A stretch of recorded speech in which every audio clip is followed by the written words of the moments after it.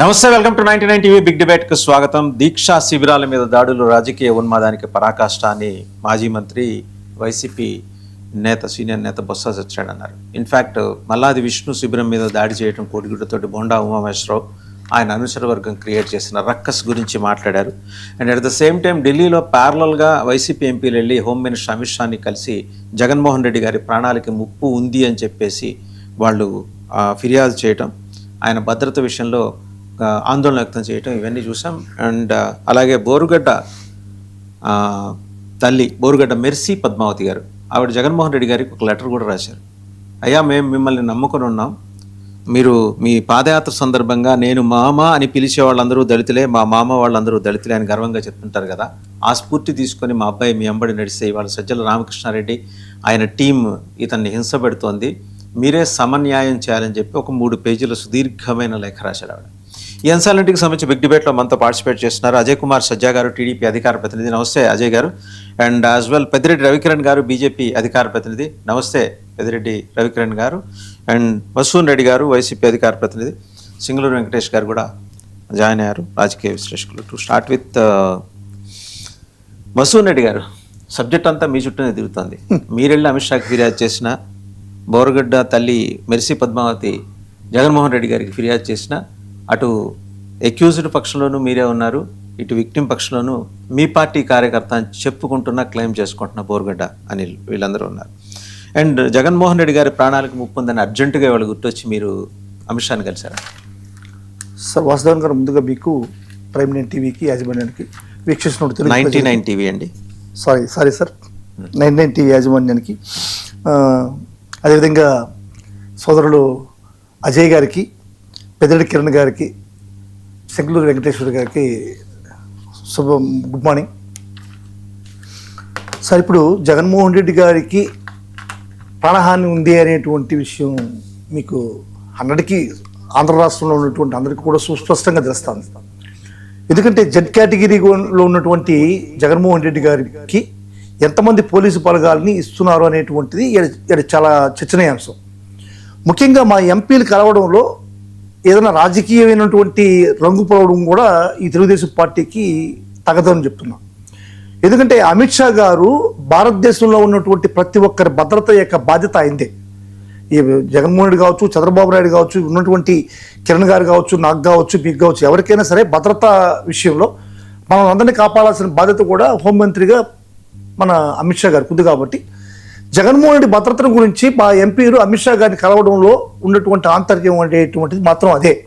ఇప్పుడు మీరు చూసారంటే సార్, ఇప్పుడు దేవరపల్లిలోకి మీరు మొన్న రీసెంట్గా పొగాకు రైతుల గురించి పరామర్శకు వెళ్ళినప్పుడు దేవరపల్లిలో జగన్మోహన్ రెడ్డి గారి చాపర్ల దగ్గరికి ఏ విధంగా బ్యారికేడ్లు తోసుకొని పరిగిస్తున్నారో మనం అందరం కూడా చూస్తున్నాం. చాపర్ దగ్గరికి మీ కార్యకర్తలు ఇండిసిప్లిన్ కాదు సార్.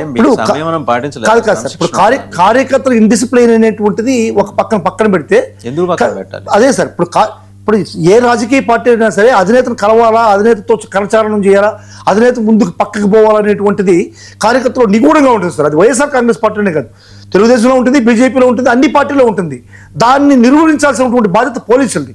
ఇప్పుడు మన కార్యకర్త అంటే కార్యకర్త అంతా కూడా జగన్మోహన్ రెడ్డి కనుసరణలో చెప్పినట్టుగా కూర్చోడానికి అదే క్లాస్ రూమ్ కాదు సార్. అది కూర్చో సిట్ డౌన్ అని చెప్పడానికి కార్యకర్తల్లో జగన్మోహన్ రెడ్డి కలవాలనేటువంటి ఒక నిగూఢమైనటువంటి కోరికతో వాళ్ళకి అన్ని మర్చిపోయి పరిగిస్తారు అధినేత దగ్గరికి. ఒకరికొకరు కాదు పరిగించేటప్పుడు చాలా తొక్కిసలాట్లు జరుగుతాయి, చాలా ఘోరమైనటువంటి ప్రమాదాలు కూడా జరుగుతాయి. ఇప్పుడు ఇది ఫస్ట్ ఉదాహరణ. దేవరపల్లిలో ఏ విధంగా తొక్కిసలాట్లో పరిగెత్తారో చాపర్ దగ్గరికి మనం అందరం చూస్తున్నాం. అదేవిధంగా ఇదొకటే కాదు, అనంతపురంలో కూడా రాప్తాడ్ నియోజకవర్గంలో ఇదే విధమైన పరిస్థితి నెలకొంది. ఆ రోజు జగన్మోహన్ రెడ్డి గారి చాపర్ మీద ఒక విధమైనటువంటి ఇది జరిగితే ముందు ఉన్నటువంటి విండ్షీల్డ్ కూడా పగిలిపోతే ఆ చాపరు ఇది ఫ్లయింగ్కి పనికిరాదని చెప్పని జగన్మోహన్ రెడ్డి గారు ఆ రోజు బెంగళూరుకి రోడ్డు మార్గంలో వెళ్ళారు. అంటే చూడండి, జగన్మోహన్ రెడ్డి గారి ఇచ్చినటువంటి జెడ్ కేటగిరీ భద్రతలో ఏ విధమైనటువంటిది ఉంది. ఇంకొకటి కూడా చెప్పాలి సార్. ఇప్పుడు ఇదే విధంగా సత్యనపల్లిలో వచ్చినటువంటి ఒక పరామర్శకు కూడా వచ్చినప్పుడు కూడా జగన్మోహన్ రెడ్డి గారి మీద ఒక అభియోగం చేశారు. జగన్మోహన్ రెడ్డి కారు మీద సింగయ్య అయినటువంటి వ్యక్తి మరణించాడు కాబట్టి ఈ బాధ్యత అంతా కూడా వైఎస్ఆర్సీపీ తీసుకోవాలనేటువంటి మాదిరిగా వీళ్ళు క్రియేట్ చేశారు కదండి. అదే సార్. ఇప్పుడు ఒకటి సార్, అక్కడ కార్యకర్త ఎవరైనా సరే కారు కింద పడ్డాడు అన్నటువంటి అభియోగాన్ని మోపడం అనేటువంటిది తప్పు. ఎందుకంటే జెడ్ కేటగిరీలో ఉన్నటువంటి ఒక వ్యక్తి దగ్గరికి కారు దగ్గరికి ఏ విధంగా అతను వచ్చాడు అనేటువంటిది కూడా పోలీసులు సమాధానం చెప్పాలి. ఆ తర్వాత కారు కింద పడ్డాడు, మెడ మీదకి ఎక్కేసింది, మెడ మీదకి ఎక్కిన తర్వాత అతను చచ్చిపోయాడు అంటున్నారు. మరి చచ్చిపోయిన తర్వాత కారు ఎక్కి దిగేసిన తర్వాత ఆ బాడీని ఏ విధంగా విత్తరించారో ఏది సీసీ ఫుటేజెస్ లేవు, అదంతా పక్కన పెడితే అది అప్రస్తుతం. కాబట్టి ఆ క్యాండిడేట్ ఆ వ్యక్తి జెడ్ కేటగిరీ ఉన్నటువంటి జగన్మోహన్ రెడ్డి గారి కాన్వాయ్ దగ్గరికి ఏ విధంగా దూసుకెళ్ళాడు, అంత దగ్గరకు పోయే వరకు ఈ పోలీసులు శోధన చూస్తున్నారా అనేటువంటిది మనం ఇప్పుడు చర్చనీయాంశం. ఇక్కడ ఇదే ప్రతి ఒక్క విషయం కూడా సార్ ఏదైనా సరే ఇవన్నీ అటు ఉంచితే ఇవాళ అంత అర్జెంటుగా అమిత్ షా గారిని కలవడానికి గల కారణం ఏంటి? You want to politicize the entire situation. Sir ఇప్పుడు అమిత్ షా గారిని కలవడానికి ఒక కారణంగా మేము జగన్మోహన్ రెడ్డి గారి భద్రత విషయం అనేటువంటి సుబ్బారెడ్డి గారు ఏం మాట్లాడారు ఒకసారి చూద్దాం. నాకు కలిసిన తర్వాత సుబ్బారెడ్డి గారు మాట్లాడారు ప్రెస్ మీట్లో. ఆయన 2-3 ప్రధానమైన అంశాలు ప్రస్తావన చేశారు. ఒకసారి ఆయన ఏం మాట్లాడారు చూద్దాం. వైవి సుబ్బారెడ్డి గారు ప్రధానంగా వైఎస్ఆర్ కాంగ్రెస్ పార్టీ అధ్యక్షుడు జగన్మోహన్ రెడ్డి గారికి భద్రత విషయంలో ఏ విధంగా రాష్ట్ర ప్రభుత్వం కావాలని భద్రత కల్పించకుండా విధ్వంసక సంఘటనలు జరిగే విధంగా మళ్ళా ఆ సంఘటనల మీద దుష్ప్రచారం మా పార్టీ మీద మా పార్టీ కార్యకర్తల మీద చేసే విధంగా పోలీసు ఫోర్సును పెట్టకుండా ఏ విధంగా ప్రవర్తిస్తున్నారు దానిపై ప్రధానంగా హోంమంత్రి గారు దృష్టి తీసుకుపోవడం జరిగింది. మరీ ముఖ్యంగా పోయిన నెలలో జరిగిన భీమవరం పర్యటన సందర్భంగా కానీ, శ్రీకాకుళం జిల్లా పర్యటన సందర్భంగా కానీ, మరీ లేటెస్ట్గా 3 రోజుల కిందట జరిగిన వెస్ట్ గోదావరి జిల్లా దేవరాపల్లి పర్యటనలో ఏ విధంగా భద్రత లోపాలు ఉన్నాయి, ఏ విధంగా జగన్మోహన్ రెడ్డికి భద్రత కల్పించాల్సిన అవసరం ఉంది, కనీసం మినిమం భద్రత కూడా కల్పించకుండా రాష్ట్ర ప్రభుత్వం ఇచ్చేస్తుంది అనే దానిపై ప్రధానంగా చెప్పడం జరిగింది. దానికి సంబంధించిన కొన్ని ఫొటోస్ అవి కూడా చూపించాం. తప్పకుండా దానిపై చర్య తీసుకునే కార్యక్రమం ఏ విధంగా చర్యలు తీసుకోవాలో నేను ఆలోచించి చర్యలు తీసుకునే కార్యక్రమం చేస్తాను. రైట్. అజయ్ గారు, సుబ్బారెడ్డి గారు మాట్లాడింది విన్నారు కదా, చూశారు కదా. నిజంగా ఈ మధ్య రీసెంట్ పర్యటనలో ఆయన భద్రతకి ఏమన్నా లోపం జరిగిందని మీరు అనుకుంటున్నారా?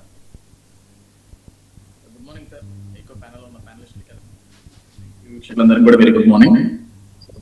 తనకు అర్థం కాని విషయం ఏంటంటే ఆంధ్రప్రదేశ్ రాష్ట్రంలో జగన్మోహన్ రెడ్డి గారికి భద్రత లేదు. ఎవరి నుండి జగన్మోహన్ రెడ్డి గారికి భద్రత లేదు? ఒకటి ప్రభుత్వం నుంచి భద్రత లేదు అనే దానికి ఆస్కారమే లేదు అసలు.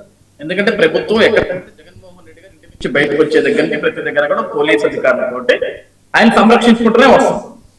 జగన్మోహన్ రెడ్డి గారికి భద్రత ఎక్కడ కోల్పోతున్నాడు అంటే మితిమీరమైన ప్రేమతో వచ్చే కార్యకర్తల వల్ల. అలా కార్యకర్తలు కంట్రోల్ చేసుకోవాల్సింది ఎవరు? జగన్మోహన్ రెడ్డి గారు కానీ, లేకుంటే ప్రతి కార్యక్రమానికి ఇక్కడ పక్క జిల్లాల నుంచి కూడా జనాన్ని తోగేసి మీరు రండి తరలి రండి కదలి రండి దూసుకురండి అని చెప్పేసి వాళ్ళు డైలాగులు వేస్తుంటారు. వాళ్ళ వల్ల కదా భద్రత లోపం. ఇప్పుడు జగన్మోహన్ రెడ్డి గారిని కాపాడుకోవాల్సిన బాధ్యత ఎవరిది? వాళ్ళ కార్యకర్తలదే కదా. ఇప్పుడు ఇందాక మసూదన్ రెడ్డి గారు ఏమంటున్నారు? ఇందాక సింగయ్య అనే ఒక వ్యక్తి జగన్మోహన్ రెడ్డి గారు కాన్వాయ్ దగ్గరకు వచ్చి ఆయన కారు కింద పడింది గురించే మీరు మాట్లాడుతున్నారు. ఒక జెడ్ కేటగిరీ ఉన్న వ్యక్తి ఆయన కారు దాకా ఎలా వచ్చాడు అని మీరు మాట్లాడుతున్నారు. సార్ ఆ రోజు ఏం జరిగింది తెలుసా మసూదన్ రెడ్డి గారు? అసలు ఈ జనం మొత్తాన్ని ఆపుతుంది ఎవరు? పోలీసులు. బార్గేట్లు అడ్డం పెట్టి పోలీసులు సార్ జగన్మోహన్ రెడ్డి గారు వెళ్తారంటే ఆయన వెనక 2 కార్లు వెళ్తే వాటి వరకు పంపిస్తామంటే అమ్మట్ల మరి ఏం చేశారు తెలుసా సార్? ఆ రోజు బార్గేట్ ని ఎగిరితాను నేను. ఆ విజువల్స్ కూడా ఉంటాయి చూడండి. బార్గేట్ మీద అంతమే కాకుండా పోలీసు వాళ్ళను కూడా తోసేసి బూతులు తిట్టాడు. పోలీసు వాళ్ళు కూడా తోసేసి బూతులు తిట్టేశాడు ఆ రోజు. మరి జనాన్ని ఎవరు కంట్రోల్ చేయాలా? ఏంటి మీరు పోలీసు వాళ్ళని కొట్టి బార్గేట్లు తోసేసి పోలీసు వాళ్ళు బూతులు తిడితే ఇంకెక్కడ సార్? ఇప్పుడు మీకోసం కదా పాపం పోలీస్ అధికారులు జగన్మోహన్ రెడ్డి గారు స్టార్ట్ అయిన దగ్గర నుంచి ఎండింగ్ దాకా ఏది అరగంటలో పోవాల్సిన కార్యక్రమాన్ని కూడా కావాల్సిన సాయంత్రం 6 గంటల దాకా తీసుకెళ్తారు. రోడ్డు మొత్తం బ్లాక్ చేయాలని చూస్తారు. ఓకే చేయండి, మీ నాయకుల మీద మితిమీరమైన అభిమానం ఉండొచ్చు. ఇప్పుడు నిన్న కూడా దేవరపల్లికి వచ్చాడు జగన్మోహన్ రెడ్డి గారు. హెలిప్యాడ్ దగ్గరకు ఎంతమంది వస్తారంటే స్టార్టింగ్ నుంచి మిమ్మల్ని అక్కడ ఉన్న ఎస్పీ గారు కానీ ఐజీ గారు కానీ ఏమడుగుతారు? సార్ హెలిప్యాడ్ దగ్గరకు వచ్చి లిస్ట్ ఏంటి? ఆ లిస్ట్ ఇవ్వండి సార్ అని మిమ్మల్ని అడుగుతున్నారు. మీరేంటి లిస్ట్ ఇచ్చేదేంటయా? వచ్చేది ప్రజానాయకుడు, ఎవడాపుతాడు అంటున్నారు. అరే ఈ సెక్యూరిటీ కోసం సార్ అసలు మెయిన్ వాళ్ళు ఎవరైతే వస్తారో ఫస్ట్ హెలిప్యాడ్ దగ్గరికి వాళ్ళకి మాత్రం పర్మిషన్ ఇస్తారు సార్, మిగతా వాళ్ళంతా జగన్మోహన్ రెడ్డి గారు వెంట నడవండి సార్ అని మాట్లాడుతుంటే అసలు సమస్య లేదు, మేము వినం, ఎవడు మిమ్మల్ని ఆపేది అని అక్కడ టార్గెట్ వస్తారు. ఎంతమంది వస్తారనేటువంటిది ప్రభుత్వం బాధ్యత అండి. అజయ్ గారు, ఎంతమంది వస్తారనేటువంటిది పోలీసు వ్యవస్థ ఎక్స్పెక్టేషన్ వాళ్ళు చేయాలి. జగన్మోహన్ రెడ్డి గారు ఎట్లా చేస్తారు? ఎంతమంది వస్తారని చెప్పి కార్యకర్తలు ఎట్లా చేస్తారు? దాని బాధ్యత ఎవరిది? పోలీసు యంత్రాంగం కదా. వినండి నేను చెప్తా వినండి.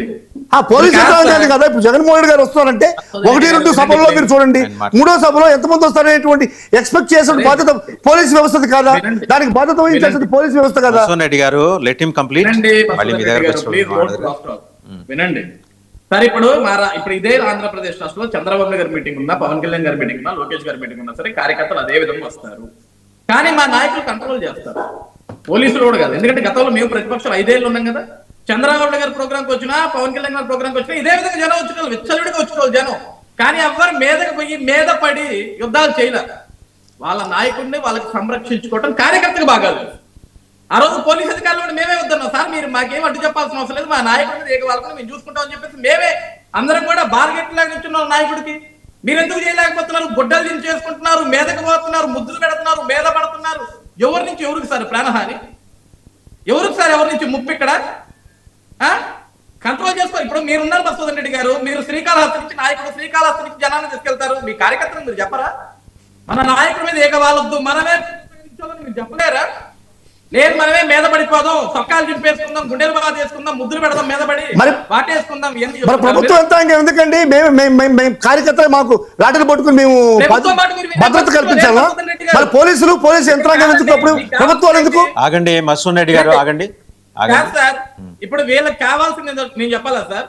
ఇప్పుడు జగన్మోహన్ రెడ్డి గారిని కలవటానికి వచ్చినా, లేకుంటే ఎవరన్నా ఇట్లా కార్యకర్తలు వస్తుంటే పోలీసు వాళ్ళకి ఇక విసుగు వేసారి ఒక లాఠీ తీసి కంట్రోల్ చేయాలని ఎవరి మీద ఒక దెబ్బ పడింది అనుకో, ఇక అప్పుడు కదా స్టార్ట్ వీళ్ళ యుద్ధం. ఆ విజువల్స్ ఒకసారి చూడండి అజయ్ గారు, ఒక్క నిమిషం ఆ విజువల్స్ చూడండి. మీ ఎదురుగుండా మీకు ఇందాక 2 minutes ప్లే చేస్తున్నాం.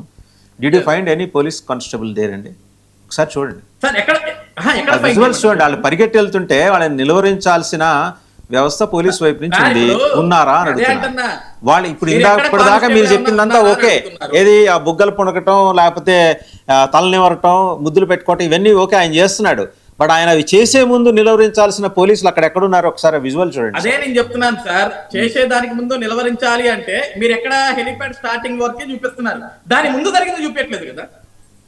ఇప్పుడు అక్కడ బార్గేట్ల దగ్గర జనం దూకే వరకే చూపిస్తున్నారు, దాని ముందు నుంచి పోలీస్ కంట్రోల్ చేసే విజువల్స్ కూడా తీపియండి. వాళ్ళందరూ తోసుకునే కదా వచ్చింది. ఎంతమంది సార్ రాష్ట్రంలో if you have with them, మీ దగ్గర ఉంటే అవి కూడా ఆ విజువల్స్ కూడా పంపియండి. డెఫినెట్ గా అవి కూడా మీరే తీయాలి. డెఫినెట్ గా ఇప్పుడు ప్రభుత్వం అండి, మీరు ప్రభుత్వంలో ఉన్నారు, మీ దగ్గర విజువల్స్ ఉంటాయి, ఎంత కాదన్నా మీ పార్టీ దగ్గర ఉంటాయి, తెప్పించి మీరు పంపించండి, అవి కూడా చూపిద్దాం. ఎందుకంటే మీరు ఒక అభియోగం మోపారు, ఇవి మాత్రమే ఎడిట్ చేసి చూపిస్తున్నామని, మాకు ఆ వివక్ష లేదు, మీరు పంపిస్తే అవి కూడా చూపిస్తాం, అవి కూడా చూపిస్తాం, అవి కూడా చూపిద్దాం. ఇప్పుడు డెఫినెట్ గా వాళ్ళ ఇండిసిప్లిన్ గురించి మీకన్నా ముందరే నేను ప్రస్తావన చేశా, మీరు విన్నారో లేదో, మీకన్నా ముందరే వాళ్ళ ఇండిసిప్లిన్ గురించి నేను ప్రస్తావన చేశా. అది ఎలా నిజమో వాళ్ళు పోలీసులు నిర్వహించలేకపోవటము అంతే నిజం. రెండు నిజాలు ఉన్నాయి ఇక్కడ. మీరు ఇంకా జాయిన్ కాలేదేమో. వీళ్ళ ఇండిసిప్లిన్ గురించి ఫస్ట్ ప్రశ్న నేను వేసింది ఆయనకే, ఏం అంత అరాచకంగా వెళ్ళాలని. ఏమన్నా ఇప్పుడు నిలవరించాలి అంటే దానికి కూడా పద్ధతి ఉంటుంది సార్. ఇప్పుడు ఎంతవరకు చెప్తారు సార్? కంట్రోల్ లేకపోతే లాఠీ చార్జ్ చేయటం, ఒక నాయకుడి మీదకి జనం పడకుండా లాఠీ చార్జ్ చేయటం, పోలీసులు చేయాల్సిన ఇంకా లాస్ట్ కి రో పార్టీ లేదు, రో పార్టీ పెట్టాలి, అది లేదు అక్కడ. మరి ఎందుకు లేదు అంటే బహుశా ఆయన దానికి తగడని ఏమన్నా పెట్టలేదేమో. రో పార్టీ జగన్మోహన్ రెడ్డి గారి కోసం సార్ అన్ని పెడితేనే అవన్నీ అడ్డుకొని దాటుకొని వచ్చారు కదా వీళ్ళు. పోలీసు వాళ్ళు కొట్టుకుంటూ వెళ్ళిపోతుంటే ఎందుకు పెట్టాలి sir? Judge category sir, judge category 40% vote bank ఉన్నటువంటి నాయకుడు. మీరు ఓటు బ్యాంక్ గురించి మాట్లాడమాకండి. ఆయన ప్రతిపక్ష నాయకుడు అంతవరకు. అండ్ ఆయనకైనా ప్రోటోకాల్ ప్రకారం ఇవ్వాలి, అవి ప్రోటోకాల్ ప్రకారమే, ప్రోటోకాల్ దాటి ఇవ్వాల్సిన అవసరం కూడా లేదు. ఒకటి. రెండోది కందుకూరు గుంటూరు ఇన్సిడెంట్స్, కందుకూరు గుంటూరు ఇన్సిడెంట్స్ ఒకసారి గుర్తు చేసుకోండి. మీరు గుర్తు చేసుకుంటూ ఉండగా ఒకసారి పెద్దిరెడ్డి రవికిరణ్ గారి దగ్గరికి వెళ్దాం. ఆయన దగ్గరికి రవికిరణ్ గారు అమిత్ షా గారి దగ్గరికి తాపకి ఇలాగా కంప్లైంట్లు పెట్టుకుని వెళ్ళటం ఏంటండి? అంటే కైండ్ ఆఫ్ ఇన్సెక్యూరిటీ అది పెరిగిపోయిందంటారా వైసీపీలో? సార్ వాసుదేవన్ గారు, ముందుగా మీకు తోటి ప్యానలిస్ట్ కి 9 టీవీ వీక్షకులందరికీ శుభోదయం అండి. వాయిస్ వస్తుందండి? వినిపిస్తుందండి, వినిపిస్తుంది. ఓకే. ఇప్పుడు జగన్మోహన్ రెడ్డి గారి భద్రత విషయంలో అండి, గతంలో కూడా గత సంవత్సరంన్నరగా మనం వింటున్నాం. అయితే జగన్మోహన్ రెడ్డి గారు ఈ అంశం మీద హైకోర్టు కూడా కేసు వేశారు. మే 2025లో నాకు భద్రత సరిగ్గా ఇవ్వట్లేదని చెప్పి రిట్ పిటిషన్ నంబర్ 13203/2025 ఆ పిటిషన్ వారు హైకోర్టులో వేశారు.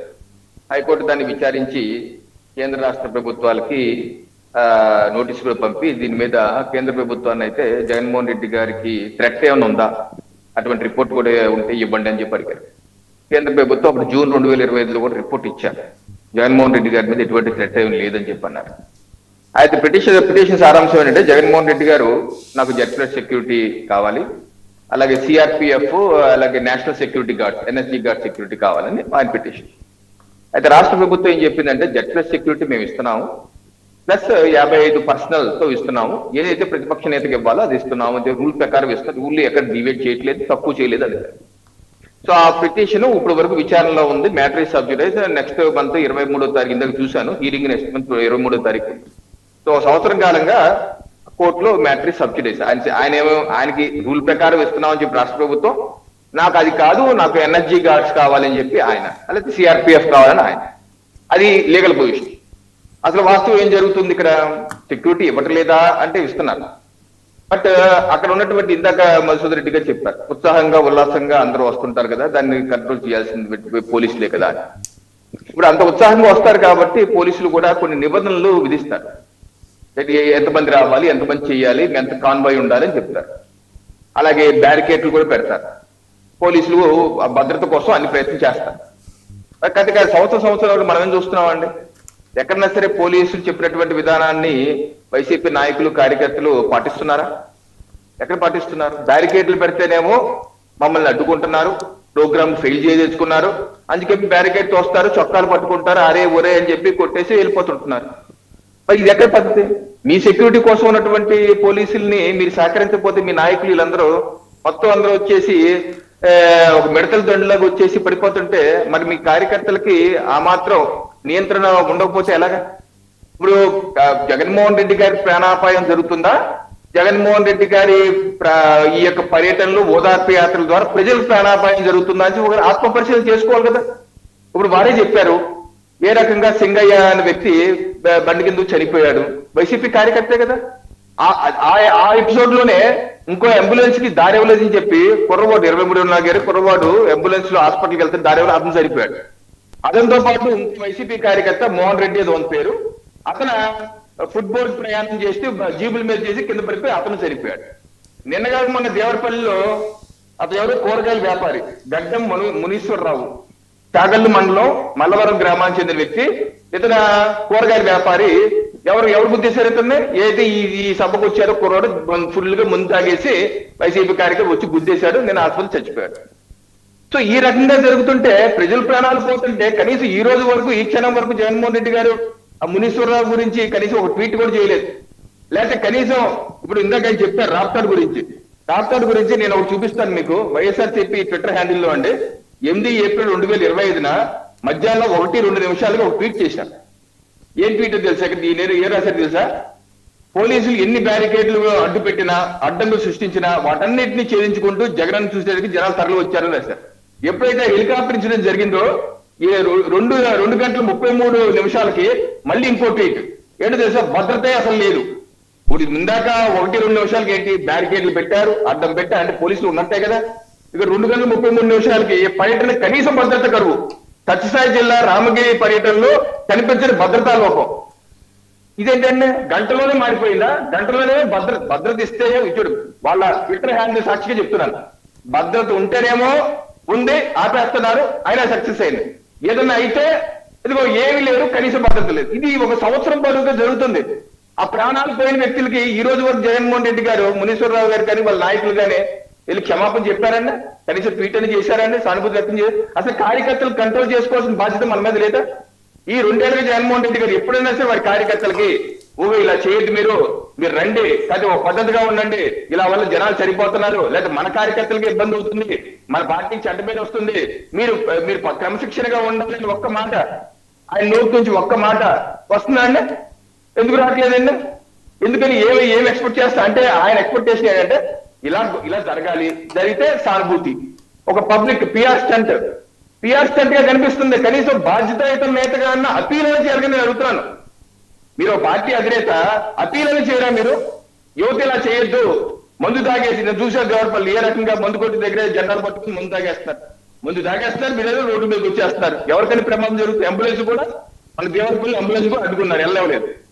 మరి ఎన్ని ఎవరి బాధ్యత? మరి కనీసం మనకు బాధ్యత ఉండదని? మన పిల్లలే కదా వాళ్ళు కూడా, మనకు కూడా పిల్లలు ఉన్నారు కదా, నాకు ఉన్నారు, జగన్మోహన్ రెడ్డి గారి పిల్లలు ఉన్నారు, అందరి పిల్లలు ఉన్నారు. కనీసం అప్పీల్ చేయాలి కదా. మళ్ళీ వచ్చిన వాళ్ళని జంజీ అని చెప్పి పొగుడుతున్నారు. జంజీయా లేదా దారి తప్పి యువత? వాళ్ళు మందు కట్టేసి రోడ్ల మీద తిరిగేసి చంపేస్తుంటే చనిపోతుంటే వాళ్ళు చనిపోతున్నారు, ఎదుటి వాళ్ళు చంపేస్తున్నారు. ఎవరికండి అపాయం? ఎవరికండి ప్రాణాపాయం చెప్పాలి జగన్మోహన్ రెడ్డి గారికి. ఈ రోజు ఆ మునీశ్వరరావు కొడుకు, వాళ్ళకి ఒక భార్య, ఒక కూతురు, ఒక కుమారుడు. మునీశ్వరరావు కొడుకు ఓకే అండి, మళ్ళీ వస్తాం మీ దగ్గరికి. ఒకసారి సింగళూరు వెంకటేష్ గారి దగ్గరికి వెళ్దాం. వెంకటేష్ గారు, ఎందుకంటే అంత ఇండిసిప్లిన్? ఇప్పుడు అన్ని పార్టీల సభలు జరుగుతున్నాయి, సరే ఎంతో కొంత కమోషన్ ఉంటుంది, కానీ ఇట్లా మరీ రెచ్చిపోయి బ్యారికేడ్లు తోసేసి ఒకళ్ళ మీద ఒకళ్ళు ఎక్కుంటూ ఇంత ఆటవికంగా వెళ్లాల్సిన ప్రవర్తించాల్సినంత నెసిటీ ఆ పార్టీ కార్యకర్తలకు ఎందుకు వచ్చింది? అంటే వాళ్ళ ట్రైనింగ్ మోడస్ ఆపరండి అదా, లేకపోతే వాళ్ళకి ఎలాంటి శిక్షణ కూడా లేదా? మళ్ళీ వెళ్ళి అమిత్ షా గారి దగ్గరికి వెళ్ళి కంప్లైంట్ చేయడం. వెరీ గుడ్ మార్నింగ్ సార్, మీకు ప్యానల్లో ఉన్నటువంటి సోదరులకి, అలాగే 99 వీక్షకులకి, యాజమాన్యానికి కూడా వెరీ గుడ్ మార్నింగ్. మనం మాట్లాడుకున్నటువంటి విషయం ఏదైతే ఉందో, ఈ పబ్లిక్ డెకోరం మెయింటైన్ చేయడంలో పొలిటికల్ పార్టీస్ ఎప్పుడూ కూడా ఒక పబ్లిక్ కాల్ ఇచ్చినప్పుడు అనేక రకాలుగా జనాలు రావడం జరుగుతుంది, అనేక రకాలైనటువంటి ప్రజలు వస్తారు. పూర్తిగా కార్యకర్తలే కాదు, అభిమానులు వస్తారు, లేకపోతే అక్కడ ఉన్నటువంటి సామాన్యమైనటువంటి పబ్లిక్ కూడా దానిలో భాగమయ్యేటువంటి ఒక పరిస్థితి కనపడుతుంది. అయితే ఈ వచ్చే జనాలందరినీ కూడా ఏదో మిలిటరీ డిసిప్లిన్, లేకపోతే మనం ఏదో డిసిప్లిన్డ్గా రావాలి, డిసిప్లిన్డ్గా వెళ్ళాలి అంటే అయ్యే పని కాదు. ఇక్కడ రెండు విషయాల్ని మింగిల్ చేసి చెప్తున్నారు అధికార పక్షంలో ఉన్నటువంటి నేతలు ఎవరైతే ఉన్నారో ప్యానల్లో, వాళ్ళు రెండు విషయాలను మింగిల్ చేసి చెప్తున్నారు. ఒకటి, మీటింగ్ జనాలు రావడాన్ని అడ్డుకోవడానికి వీళ్ళు బ్యారికేడ్లు పెట్టారు, మీటింగ్ దగ్గర పెట్టారు. మీటింగ్ దగ్గర పెట్టాల్సిన ఏంటంటే ఆ కన్సర్ట్ నాయకుడు వస్తున్నటువంటి వెహికల్ చుట్టూ కానివ్వండి, లేకపోతే అతని చుట్టూ కానివ్వండి రోప్ పార్టీస్ పెడతారు. అతనికి ఉన్నటువంటి స్థాయిని బట్టి central force, state force, reserve force వాడుతుంటారు. ఇక్కడ మాట్లాడుతున్నది ప్రతిపక్షంలో కానివ్వండి, లేకపోతే ప్రతిపక్షంలో ఉన్నటువంటి పార్టీ అడిగేది ఏంటంటే, ఈ రోప్ పార్టీస్ ఏంటి, ఈ సెంట్రల్ ఫోర్స్ ఏమైనాయి, రిజర్వ్ ఫోర్స్ ఏమైనాయి, నాయకుడు చుట్టూ ఉండాల్సినటువంటి భద్రతా వలయం గురించి మాట్లాడుతుంటే అసలు నాయకుడు బయటకు ఎందుకు రావాలి, బయటకు వస్తే ఈ డిసిప్లిన్ లేకుండా ఈ కార్యకర్తలు ఎందుకు రావాలి, లేకపోతే బారికేడ్లు తన్నుకుని ఎక్కడో ఊరు బయట పెట్టిన బారికేడ్లు, అంబటి రాంబాబు గారికి ఎక్కడ పెట్టారండి బారికేడ్, ఎక్కడ ఊరు బయట పెట్టి అక్కడ నుంచి రావాల్సినటువంటి చిన్న చిన్న రోడ్ల మీద బారికేడ్లు పెట్టి అక్కడ నుంచి వాళ్ళు రానివ్వకుండా చేస్తే వాళ్ళు ఆ పొలాల గట్ల మీద నుంచి రాక ఆ బారికేడ్లు తనకు ఏం చేస్తారంటే వాళ్ళ నాయకుడిని చూడడానికి వచ్చే పరిస్థితి ఉండదా? గతంలో చంద్రబాబు నాయుడు గారు కుప్పం పర్యటన చేసినప్పుడు ఇదే పరిస్థితి మనం చూడలేదా? అప్పుడు ఉన్నటువంటి వైకాపా ప్రభుత్వం మీకు ఇచ్చినటువంటి రోడ్ మ్యాప్ ఇటు కాదండి, అటువైపు నుంచి ఇచ్చాము, ఆ రోడ్ మ్యాప్ ప్రకారం మీరు వెళ్ళాలి అన్నప్పుడు చంద్రబాబు నాయుడు గారు మాట్లాడినటువంటి ఒక లాంగ్వేజ్ ఏదైతే ఉందో ఈ రోజు సోషల్ మీడియాలో ఈ రోజు కూడా అవైలబిలిటీ ఉంది కదా, మరి దాన్ని కూడా ఒకసారి మనం తీసి చూద్దామా? పోలీసుల మీద దాడి ఎలా చేయాలి, ఏం చేయాలి, పోలీసుల్ని ఆయన బెదిరించినటువంటి తీరు, అనేక సభల్లో చంద్రబాబు నాయుడు గారు పోలీసులను బెదిరించినటువంటి తీరు మనం చూడలేదా? ఏంటంటే పబ్లిక్ మీటింగ్స్ కి ఒక రాష్ట్ర స్థాయి నాయకుడు, ఒక పార్టీ అధికార పార్టీ మరి ప్రతిపక్ష పార్టీకి సంబంధించినటువంటి నాయకుడు కానివ్వండి, ఒక మాజీ ముఖ్యమంత్రి వచ్చేటప్పుడు మినిమం కొన్ని జాగ్రత్తలు తీసుకోవాలి. ఈరోజు మేము 40 మంది పోలీసులు ఇచ్చాము, 40 మంది పోలీసులను ఎక్కడిచ్చారు? జగన్మోహన్ రెడ్డి ఇంటి దగ్గర ఇచ్చారు. సుమారుగా 250 మందితో ఇవ్వాల్సినటువంటి సెక్యూరిటీ అది. దీని యొక్క పర్యవసానం ఎలా ఉంటుంది? జగన్మోహన్ రెడ్డి అనే వ్యక్తి యొక్క పర్యటనలో మీరు చెప్తున్న 250 మందిని ఇవ్వాల్సిన అవసరం లేదని ఇందాక అజయ్ కుమార్ సజ్జా గారు చెప్పారు. 40 మంది ఇచ్చారు సరిపోతుంది అన్నారు. ఇప్పుడు అధికార పక్షంలో ఉన్న వాళ్ళు ఏమైనా మాట్లాడతారు, కానీ వాస్తవంగా ఎవరైతే థ్రెట్ ఉంది లేకపోతే అవసరం ఉంది అని చెప్పేసి అడిగితే ఖచ్చితంగా ఇవ్వాల్సినటువంటి బాధ్యత ఒక బాధ్యతాయుతమైనటువంటి ప్రభుత్వానికి ఉంటుంది. అంతేగాని మేము అంతమందిని అడిగి ఎందుకు ఇస్తాం, ఎంతమందినే ఇస్తాం, మీకేమన్నా ఇబ్బందా అంతమందిని ఇస్తే? రాష్ట్రంలో ఫోర్స్ లేదా? గతంలో ఉన్నటువంటి ఫోర్సేగా కొత్తగా వచ్చి ఫోర్స్ ఏమి ఇవ్వమని చెప్పట్లేదు కదా. ఈ రోజు ఈ రాష్ట్ర పరిధిని దాటి ఈ రాష్ట్ర ప్రభుత్వం పైన నమ్మకం లేక కేంద్ర ప్రభుత్వం దాకా వెళ్లాల్సినటువంటి పరిస్థితి ఉందా? అమిత్ షా గారిని కలిసి, కేంద్ర హోంమంత్రిని కలిసి అక్కడికి వెళ్ళి ఫోర్స్ అడగాల్సినటువంటి పరిస్థితి ఉందా? అలా అడిగితే గానీ ఎవరా? ఇటువంటి కార్యక్రమాలు మేము ముందే ఇచ్చేస్తే ఈరోజు చాలా విచిత్రమైన పరిస్థితులు ఏం జరుగుతున్నాయంటే, జగన్మోహన్ రెడ్డి వెళ్తే పనులు జరుగుతున్నాయి, జగన్మోహన్ రెడ్డి హెచ్చరిస్తే ప్రాజెక్టులు ఆగుతున్నాయి, ప్రభుత్వం ప్రతిపాదించినటువంటి హాస్పిటల్స్ కానివ్వండి, రకరకాల వ్యవహారాలు కానివ్వండి, జగన్మోహన్ రెడ్డి వద్దంటే ఆగిపోయే పరిస్థితి. నిన్నటిగాక మొన్న సరే గతంలో తీసి పక్కన పెడదాం, పొగాకు రేటు 30 రూపాయలు పెంచారు. ఇదేదో ముందే చేసేస్తే జగన్మోహన్ రెడ్డి అనేవాడు అసలు ఇంట్లోంచి బయటకు రాకుండా పరిపాలన చేస్తే ఇంకా చాలా బాగుంటుంది కదా అని. లేదా జగన్మోహన్ రెడ్డి వచ్చిన తర్వాత మీరు ఆ రేట్లు పెంచకుండా ఉండండి, జగన్మోహన్ రెడ్డి రావడం వల్ల 30 రూపాయలు పెరిగిందని చెప్పేసి సోషల్ మీడియా అంతా ఈరోజు ప్రచారం చేసుకునేటువంటి అవకాశాన్ని ఎందుకు ఇస్తున్నారు ప్రభుత్వం? జగన్మోహన్ రెడ్డి అనే వ్యక్తి 11 సీట్లకు పరిమితమయ్యి ఈరోజు ఆయన ఇంట్లోంచి బయటకు రాకుండా పరిపాలన చేస్తే ఈ రాష్ట్ర ప్రజలు ఇంకా సుఖంగా ఉంటారు కదా, పరిపాలన ఇంకా చాలా పటిష్టంగా ఉంటుంది కదా. ఈ రకమైనటువంటి పరిస్థితి కానివ్వండి, లేకపోతే ఈ రకమైనటువంటి వ్యవహారాలు కానివ్వండి మనం మాట్లాడుకునే అవకాశం ఉండదు కదా. గతంలో కూడా చంద్రబాబు నాయుడు గారి పర్యటనలో ఏ రోజు కూడా కార్యకర్తలు చనిపోయినటువంటి వ్యవహారం కానీ, లేకపోతే ఎక్కడా కూడా ఇబ్బంది పడినటువంటి వ్యవహారం లేదా ఇప్పుడు సాక్షాత్తు హోంమంత్రిగా పనిచేస్తున్నటువంటి మేడం గారు యొక్క ప్రెస్ మీట్ మనందరం చూసాం కదా. 2 కానిస్టేబుల్ని ఇచ్చారని చెప్పేసి ఒక ప్రెస్ మీట్ ఈ రోజు కూడా సోషల్ మీడియాలో ఉంది కదా. చంద్రబాబు నాయుడు గారి పర్యటనలకి గతంలో జగన్మోహన్ రెడ్డి గారు సఫిషియెంట్ సెక్యూరిటీ ఇవ్వలేదని మాట్లాడింది ఇక్కడ అధికార పార్టీలో ఉన్నటువంటి ప్రతినిధులే కదా. కాబట్టి వాళ్ళు అలా చేశారు కాబట్టి మేము కూడా ఎలా చేస్తామని చెప్పేసి అన్న కొన్ని డైరెక్ట్ గా చెప్పండి, క్లారిటీ ఉంటుంది కదా. అంతేగాని అక్కడ మనందరం చూస్తున్నాం, ఒక హెలికాప్టర్ దగ్గరికి కార్యకర్తలు తోసుకుని వెళ్ళిపోతున్నటువంటి పరిస్థితి. అక్కడ ఏదైనా జరగదు కదా వాసుదేవన్ గారు. మినిమం అక్కడ తీసుకోవాల్సినటువంటి పరిస్థితి, చర్యలు తీసుకోవాల్సినటువంటి పరిస్థితి, అక్కడ రోప్ పార్టీని పెట్టాల్సినటువంటి పరిస్థితి. అంటే ఆ హెలికాప్టర్ దగ్గరికి ఎవరెవరు వెళ్తారు అనేది ప్రోటోకాల్. ఎస్ రైట్, మనం అందరూ ఒప్పుకోవాల్సినటువంటి విషయం. కానీ ఇక్కడ ప్రోటోకాల్ని మీరి వీరు పెట్టినటువంటి బ్యారికేడ్లను దాటి వారి యొక్క అభిమానులు వస్తున్నప్పుడు కనీసం ఆపటానికి అక్కడ పోలీస్ వ్యవస్థ లేకపోతే ఇబ్బంది కదా అని చెప్పేసి ఈరోజు ప్రతిపక్షం మాట్లాడుతున్నటువంటి ఒక పరిస్థితి. దీన్ని మనం ఎలా సార్ట్అవుట్ చేస్తాము అని అంటే, ఖచ్చితంగా అతను రిక్వైర్మెంట్ ఉన్నటువంటి ఇంటెలిజెన్స్ చెప్పినటువంటి వ్యవహారాలు ఏవైతే ఉన్నాయో ఆ రిపోర్ట్లను బేస్ చేసుకుని కావాల్సినంత సఫిషియెంట్ సెక్యూరిటీ ఇస్తే వీళ్ళు కనీసం ఈ రాష్ట్రం దాటి మళ్ళీ కేంద్రం దగ్గరికి వెళ్లాల్సినటువంటి అవసరం అగత్యం లేదు కదా. ఈ రాష్ట్రం దాటి కేంద్ర ప్రభుత్వం దగ్గరికి వెళ్ళి వెంకటేష్ గారు, ఇప్పుడు మీరు చూస్తున్నారు కందుకూరులో మీరు ప్రస్తావన చేశారు కదా, ఆ తొక్కిసలాట జరిగింది చంద్రబాబు నాయుడు గారి సభ అయినప్పుడు. ఒక నేరో రోడ్లో నుంచి ఆ దారి తీస్తే ఆ తొక్కిసలాట, తర్వాత విషాదం అన్నీ మనకి తెలిసిన తర్వాత గుంటూరులో కూడా చీరలు పంపిణీ సందర్భంగా ఒకటి జరిగింది. అక్కడ ఇటువంటి ఇబ్బంది అయింది.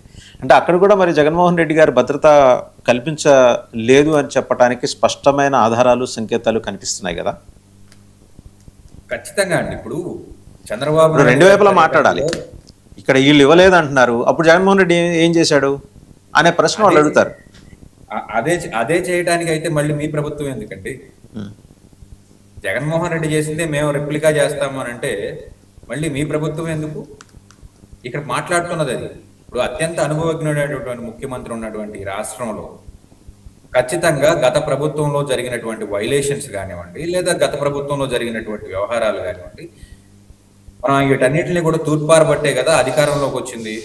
మళ్ళీ మేము కూడా అదే చేస్తాము, మేము కూడా అలాగే ఇబ్బంది పెడతాము, మీరు వెళ్ళి సెంట్రల్కి వెళ్ళి ఫోర్స్ని తెచ్చుకోండి అనేటువంటి పరిస్థితి వస్తే రాష్ట్రంలో రాష్ట్ర పరిపాలన గాడి తప్పితేనే ప్రతిపక్ష పార్టీ కేంద్ర ప్రభుత్వాన్ని దగ్గరికి వెళ్ళి మొరపెట్టుకోవాల్సినటువంటి పరిస్థితి వస్తుంది.